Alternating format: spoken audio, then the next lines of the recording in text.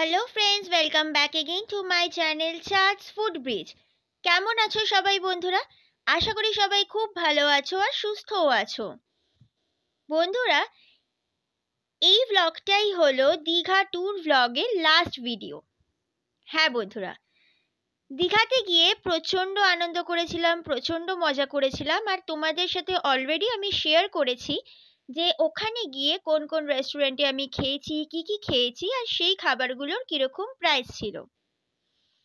ভিডিওটা ভালো লাগলে অবশ্যই লাইক করো, সাবস্ক্রাইব করো আমার চ্যানেলটা, আর বেল আইকনটা অবশ্যই কিন্তু প্রেস করে দিও বন্ধুরা।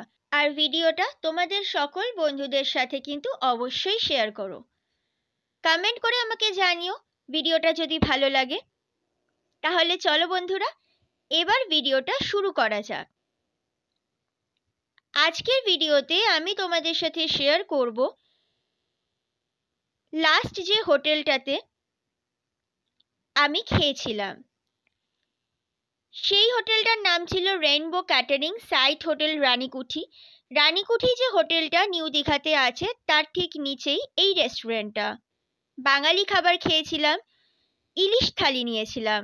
ভাত ছিল, আলু ভাজা ছিল, ডাল ছিল, একটা তরকারি ছিল, আরও একটা তরকারি ছিল, আর সাথে ছিল শো স্টপার ইলিশ ভাপা, যেটার ছবি তোমরা দেখতেই পাচ্ছ ভিডিওতে।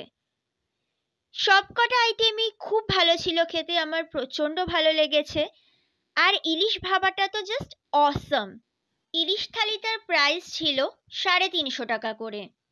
ইলিশ মাছ তো আমার এমনিই খুব ভালো লাগে, ইলিশ ভাপা হোক, ইলিশ মাছের তেল হোক বা পাতলা ঝোল, প্রত্যেকটা খাবারই জাস্ট অসম ছিল। ইলিশ ভাপাটা তো ফাটাফাটি ছিল, আমার খুব ভালো লেগেছে খেতে।